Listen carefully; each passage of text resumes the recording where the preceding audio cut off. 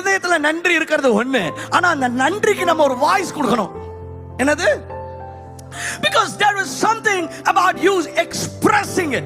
நீங்க சொல்றீங்க பாத்தீங்களா, அதுல பவர் இருக்கு. நிறைய பேரு உள்ள மனசுக்குள்ளேயே வச்சுக்குவாங்க, சாம்பார் சூப்பரா இருந்துச்சு, ஏன் வாயை திறந்து சொன்னா என்ன?